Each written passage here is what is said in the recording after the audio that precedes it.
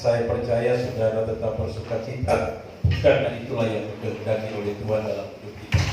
Mari kita membuka 2 Korintus pasalnya yang ke-5. 2 Korintus pasal 5 ayatnya yang ke-14, 15, 16, 16.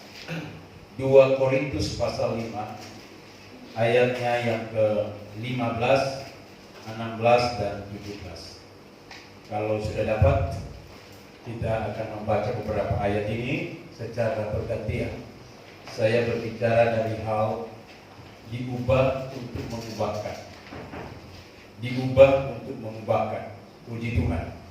2 Korintus pasal 5 ayatnya yang ke-14, 15, 16 sampai 17. Kita dapat sumbangan Nick Wireless saya ini dari Gembala Maron, karena beliau adalah mantan mahasiswa saya bawa Nick Wireless ini, Pak Pendeta Abi Wijat Moko. Disumbang, haleluya, puji Tuhan. Mari kita melihat 2 Korintus pasal 5 ayat 14, 15, 16, 17. Saya baca ayat 14, saudara baca ayat 15 dan seterusnya. 2 Korintus pasal 5 ayatnya yang ke-14. Sebab kasih Kristus yang menguasai kamu, karena kamu telah mengerti bahwa jika satu orang sudah mati untuk semua orang, maka mereka semua sudah mati. Ayat 15. Dan Kristus telah mati untuk semua orang, supaya mereka yang hidup tidak lagi hidup untuk dirinya sendiri, tapi untuk Dia yang telah mati dan telah dibangkitkan untuk mereka. Ayat 16. Sebab itu kami tidak lagi menilai seorang juga pun menurut ukuran manusia, dan jika kami pernah menilai Kristus menurut ukuran manusia, sekarang kami tidak lagi menilainya demikian. Ayat 17, 3. Jadi sia-sialah yang ada di dalam Kristus, yang lama sudah berlalu, sesungguhnya. Bisa berkata amin.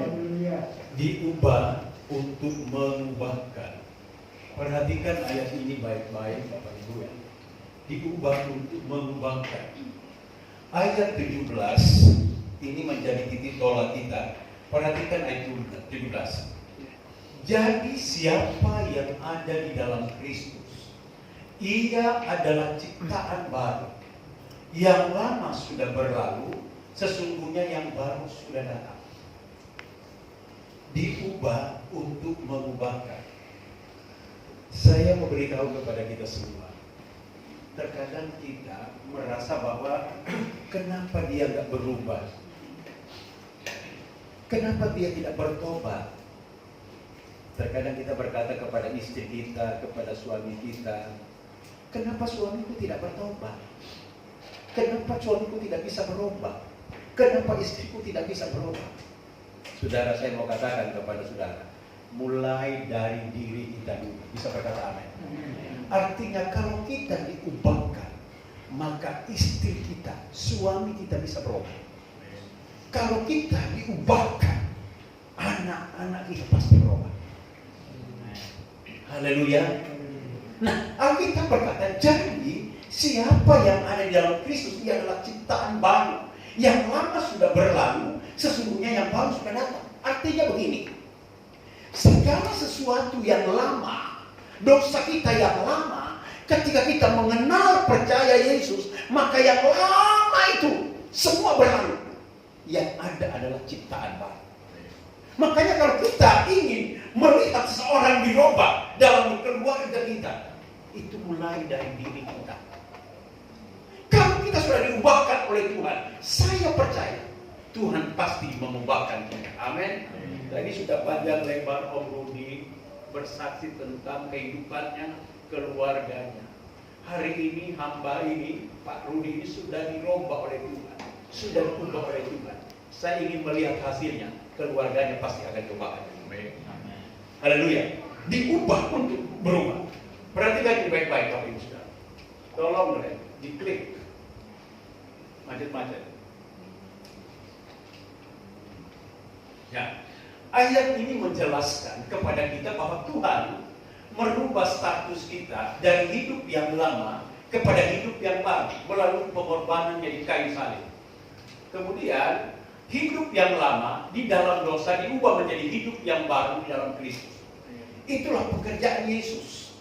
Dia rela mati di kayu salib untuk mengubahkan hidup kita yang lama, hidup yang penuh dengan dosa, tetapi dia ubahkan menjadi hidup yang baru. Dan saya yakin tidak ada perkara yang mustahil Tuhan ubahkan dalam hidup kita, dan juga kita bisa mengubah orang lain. Itu tidak ada perkara yang mustahil. Haleluya. Terus dalam Alkitab ada banyak tokoh yang menjadi contoh yang diubahkan oleh Tuhan Yesus. Misalnya, coba lihat ini contoh-contoh. Abraham. Tadi Om Rudi singgung Abraham. Abraham itu dari penakut, ketika dia bertemu dengan Tuhan menjadi bapak orang percaya. Bisa berkata apa? Abraham itu dulu penakut, tapi Tuhan ubah dia menjadi bapak orang percaya. Yakub dari penipu menjadi Israel, putra Allah yang maha tinggi.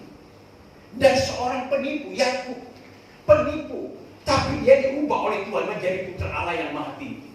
Paulus dari pembunuh menjadi rasul Kristus. Artinya bagi Tuhan tidak ada sesuatu yang mustahil. Dia ubahkan. Asalkan dari kita mau diubahkan. Kalau kita diubahkan, maka kita bisa merubah orang lain. Haleluya. Ya. Paulus, Sakeus, penagih pajak menjadi dermawan pengikut Kristus. Dulu Sakeus itu suka nagih pajak, suka memungut pajak, menindas orang. Tapi kemudian ketika dia berjumpa dengan Tuhan, bukan dia menjadi penagih, tapi dia jadi dermawan, suka memberi. Ketika kita diubahkan oleh Tuhan, dulu kita orang-orang medik, kikir. Orang Manado bilang kau cukup. Tapi ketika Tuhan ubahkan, kita suka memberi. Bisa berkata amin? Karena Yesus sudah memberi hidupnya untuk kita. Mari kita buktikan di Natal yang kita laksanakan tanggal 23. Pengorbanan Yesus untuk kita luar biasa. Apakah bukti kita diubahkan oleh pengorbanannya? Adalah kita mau berubah dari yang pelit menjadi suka dermawan. Bisa berkata amin? Amplop ada di belakang sana. Nanti saudara bisa berurusan dengan Musel. Petrus dari seorang pengkhianat menjadi pengikut Kristus yang setia. Oh, Petrus itu mengkhianati Yesus. Sebelum ayam berkokok engkau menyangkal aku 3 kali. Itu dibuktikan dia menyangkal Tuhan. Tetapi ketika Tuhan ubahkan dia, Roh Kudus memenuhi dia, maka dia menjadi pengikut Kristus yang setia sampai dia mati, dianiaya, mati syahid karena pengiringannya kepada Tuhan.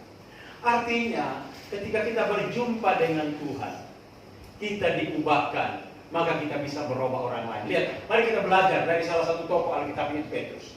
Yang terakhir tadi, Yohanes 1 ayat 42. Mari kita melihat Yohanes 1 ayat 42. Yohanes 1 ayat 42 berkata begini. Injil Yohanes pasal 1. Yohanes pasal 1 ayat 42. Kita melihat. Yohanes pasal 1 ayatnya yang ke-42. Berkata begini. Yohanes pasal 1 ayat 42 berkata begini. Ia membawanya kepada Yesus. Yesus memandang dia dan berkata, engkau Simon, anak Yohanes, engkau akan dinamakan Kefas, artinya Petrus. Ketika dia bernama Petrus, dia menjadi seorang pengkhianat. Tapi ketika dia berjumpa, dia sadar, dia berjumpa dengan Tuhan, dia dirubah menjadi Kefas, pengikut Kristus yang setia. Tuhan bisa merubah siapa saja. Mungkin saudara berkata, anak saya sulit dirubah, istri saya sulit dirubah, suami saya sulit dirubah. Saya mau katakan kepada saudara, tidak ada perkara yang mustahil. Kalau kita diubahkan Tuhan, maka kita menjadi pengubah orang lain. Bisa berkata amin.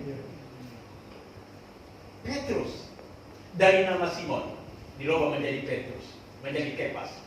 Nah, Simon artinya bulu atau bambu, labil, itu Simon. Nama Petrus itu. Diganti Simon artinya bulu atau bambu yang labil. Bambu sudah tahu bambu? Atasnya itu labil. Kalau saudara lihat bambu itu kalau dipanggil labil. Berasal dari Galilea, pekerjaannya nelayan. Dia seorang temperamental, ini Petrus. Kasar, kampungan, kurang pendidikan. Kalau saudara baca Kisah 4 ayat 13. Itu Petrus. Dia kampungan, kurang pendidikan, temperamental, kasar. Tapi Tuhan ubahkan dia.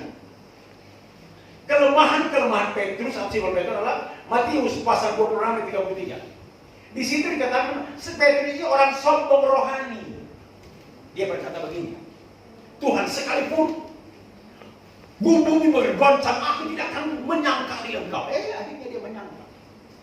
Dia merasa sombong rohani. Dia merasa lebih hebat dari murid-murid. Petrus juga adalah seorang yang licik. Matius 26 ayat 58. Yohanes 18 ayat 10 sampai 11. Dia seorang yang kasar, temperamental. Yohanes 18 ayat 25 sampai 26, dia penyangkal atau pengkhianat Yesus. Itu keadaan Petrus yang dahulu. Keadaan Petrus yang dahulu itu dia seorang penyangkal, pengkhianat, seorang kasar, temperamental. Tetapi Petrus diubahkan oleh Tuhan. Namun Tuhan mengubah hidup Petrus menjadi pengubah hidup orang lain. Haleluya. Ketika Petrus diubah oleh Tuhan dari yang kasar, pengkhianat, licik, Tuhan ubah dia menjadi pengubah hidup orang lain. Dasarnya di mana? Matius 16 ayat 16 sampai 19. Simon bulu bambu diubah menjadi Kepas, menjadi Petrus, batu karang yang kuat, memiliki prinsip. Dulu dia labil, tapi dia sekarang kuat, memiliki prinsip. Itu Petrus. Dulu dia suka pengkhianat, tapi dia sekarang memiliki prinsip. Ketika Tuhan ubahkan dia. Yang kedua, Kisah 2 ayat 7 berkata, banyak orang terheran-heran melihat perubahan dari Petrus. Lihat, bagi manusia mungkin nggak bisa diubahkan karena itu karakter dari sononya. Temperamental, kasar karena dia seorang nelayan, pengkhianat. Makanya orang heran, kok bisa ya Petrus bisa berubah ya? Bagi Tuhan tidak ada perkara yang mustahil untuk mengubah hidup kita. Bisa berkata amin. Kalau kita diubahkan, maka pasti kita bisa merubah orang lain. Jangan mimpi kita merubah orang lain kalau kita sendiri tidak bisa diubahkan. Mulai dari kita. Haleluya. Ya, Petrus menjadi sokok guru dalam Kisah 2 ayat 9. Menjadi sokok guru, tiang penopang jemaat. Itu Petrus. Dulu dia mengkhianat, dia lari, dia menyangkal Yesus, tapi dia menjadi sokok guru, tiang penopang di dalam jemaat. Next ya, Kisah 4, Kisah 2 ayat 41. Lihat ini. Ketika dia sudah diubahkan, dia menjadi pengkhotbah yang luar biasa. Sekali berkhotbah, 3.000 jiwa diubahkan. Itu Petrus. Kisah 3 ayat 4 memiliki kuasa yang dahsyat, menyembuhkan orang sakit. Itu Petrus. Dulu gak ada apa-apanya. Tetapi ketika Tuhan ubahkan dia, ketika dia berdoa, orang sakit disembuhkan.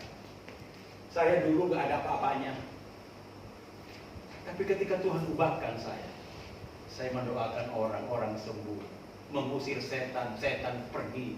Dulu belum diubahkan Tuhan, mengusir setan datang. Tapi sekarang saya hadir saja, setan lari. Karena ada kuasa yang mengubah. Amin. Kalau kita diubahkan, pasti orang lain turut diubahkan. Haleluya. Nah, Kisah 4 ayat 1 sampai 4. Dari seorang penakut pengkhianat diubah menjadi seorang pemberani dalam pekabaran ini. Sekalipun dia harus mati di penjara.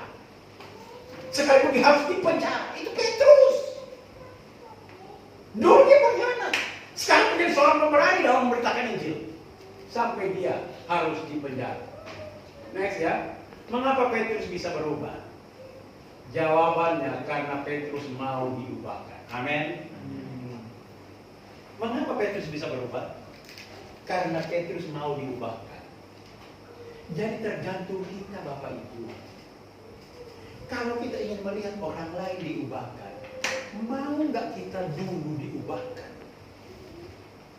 Saya percaya Roh Kudus sanggup mengubah hidup kita dari jahat menjadi baik. Bisa berkata amin? Pak Haryono ini dulu bersaksi. Wah, dulu itu suka pukul orang karena dia petinju. Makanya ketika saya berjumpa dengan dia, saya juga takut. Aku jadi. Tapi ketika sudah diubahkan, orang mau memukul dia. Kalau coba dulu, orang mau memukul dia langsung pukul. Tapi karena dia sudah diubahkan, orang memukul dia balas. Tuhan memberkati. Orang itu bisa diubahkan. Bisa berkata amin. Saya yakin kita semua punya latar belakang yang tidak baik. Tapi karena kita mengenali Yesus, maka kita diubahkan. Dan kita percaya orang lain pasti diubahkan dari sikap kita. Bisa berkata amin. Nah, Petrus diubahkan karena Petrus mau diubahkan. Tuhan tidak akan mengubah seseorang yang tidak mau. Tuhan mengubah seseorang yang mau. Kalau Tuhan mengubah kita, saya yakin seluruh keluarga kita pasti diubahkan. Saya percaya.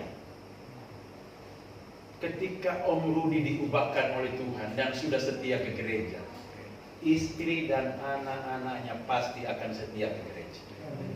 Amin. Makanya mulai dari kita, pasti setia. Karena dari kesetiaan. Ya, karena beliau berkata kepada saya, anakku itu tidak akan menikah karena takut melihat rumah tangga orang tuanya. Tapi kalau suami istri ini diubahkan, anak-anaknya pasti diubahkan. Haleluya. Dari sikap kita yang diubahkan, merubah anak-anak kita akan diubahkan oleh Tuhan. Seperti Petrus, asalkan dari kita mau diubahkan oleh Tuhan. Diubah untuk mengubahkan. Haleluya. Untuk kita bisa mengubah orang lain, dimulai dari perubahan hidup kita. Artinya, orang lain bisa berubah karena melihat perubahan dari diri kita terlebih dahulu. Lihat, untuk kita bisa mengubah orang lain, dimulai dari perubahan kita. Jangan tunggu orang lain berubah dulu. Istri saya bisa berubah kalau saya berubah terlebih dahulu. Begitu juga istri saya ingin melihat perubahan saya, dia harus berubah terlebih dahulu. Tidak mungkin orang lain berubah kalau dari kita tidak pernah berubah. Mulai dari kita terlebih dahulu. Ya. Tolong diklik. Ya. Jika Anda memenangkan orang lain, menangkan dulu dirimu. Jika Anda ingin orang lain berubah, ubah dulu dirimu. Haleluya. Terkadang kan kita berkata, sulit Pak John, sulit. Mengubah dia sulit. Dia mau bertobat. Saya mau katakan kepada saudara, kalau kita sudah diubahkan Tuhan, anak kita, mantu kita, cucu kita, keluarga kita pasti berubah. Haleluya. Pasti berubah, ya. Saya percaya. Karena Tuhan itu sanggup berubah siapapun juga. Nah, mengapa Petrus bisa berubah? Dia seorang yang penipu, seorang yang pengecut. Dia diubahkan Tuhan karena Petrus mau diubahkan. Nah, pagi hari ini, kalau kita ingin melihat terjadi kebangunan rohani di tengah-tengah keluarga kita, terjadi hal-hal yang indah di tengah-tengah keluarga kita, saya ingin mau katakan kepada jemaat Tuhan yang ada di ruangan ini, mulai dari diri kita dulu berubah. Haleluya. Mulai dari diri kita dulu, supaya orang lain berubah. Nggak usah banyak ngoceh, nggak usah banyak ngomong. Orang melihat sikap kita, orang percaya, papaku wis baik ya, aku pingin seperti papaku. Mamaku wis udah baik ya, aku pingin seperti mamaku. Coba seorang anak punya ibu, dari pagi sampai malam,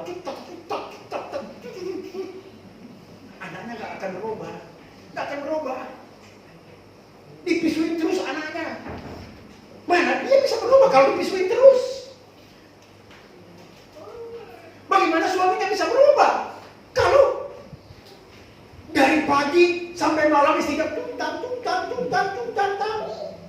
Tidak akan berubah. Begitu juga istri tidak akan berubah. Kalau suaminya terus sumpah serapah, tidak akan berubah. Untuk berubah seseorang, mulai dari diri kita. Haleluya. Mulai dari diri kita. Makanya Petrus berubah, karena Petrus mau diubahkan. Seorang yang untuk berubah keluarganya, mulai dari dirinya sendiri. Haleluya. Saya tidak akan merubah saudara menjadi jemaat yang baik di gereja ini kalau saya sendiri, istri saya tidak pernah berubah. Kalau saya berubah, saya berubah, maka seluruh jemaat berubah. Kalau jemaat berubah, kerasaan berubah. Bisa berkata amin? Mulai dari sini. Mari pulang dari tempat ini. Mulai dari diri kita. Diubahkan untuk mengubahkan. Haleluya. Diubahkan untuk mengubahkan. Jangan dibalik, diubahkan baru berubah. Enggak. Berubah baru mengubah orang lain. Itu kuncinya. Haleluya. Mari ini Bapak Ibu Saudara, kita melihat contoh-contoh dalam Alkitab. Mereka yang temperamental, menipu seperti Yakub, Tuhan bisa ubahkan kok. Sakeus pemucukai, Tuhan bisa ubahkan menjadi seorang dermawan kok. Abraham penakut menjadi orang yang pemberani, orang yang Bapak salah percaya, ya. Paulus pembunuh menjadi rasul Kristus. Siapa sih Paulus? Wow, pembunuh orang Kristen, pemenjara orang Kristen. Tapi Tuhan ubahkan dia, dan akhirnya dia merubah bangsanya, bangsa Yahudi percaya kepada Yesus. Haleluya. Mari kalau engkau melihat terang terjadi di dalam rumahmu, dalam keluargamu, engkau menjadi terang terlebih dahulu. Haleluya. Kalau engkau melihat perubahan di dalam usaha pekerjaanmu, berubah dari hidupmu dulu, saya yakin berkat Tuhan itu akan mengikuti perubahan hidup kita. Haleluya. Saya percaya engkau seorang karyawan menjadi untuk berubah perusahaan yang besar menjadi perusahaan yang diberkati. Mulai dari karyawan yang suka berubah, hidupnya jujur di hadapan Tuhan, di hadapan majikan, saya percaya pasti perusahaanmu akan diberkati oleh Tuhan. Amin. Mulai dari tempat ini untuk kita melihat perubahan yang dahsyat, minimal di tengah keluarga kita, mulai dari diri kita diubahkan oleh Tuhan. Kalau mau diubahkan oleh Tuhan seperti Petrus, karena Petrus mau rindu diubahkan. Jadi tergantung dari pribadi kita. Tutup Alkitab. Ku tahu hidupku adalah penyembahan. Kita nyanyi pujian ini. Mari kita nyanyi pujian ini. Pujian dan syukurku. Haleluya, haleluya.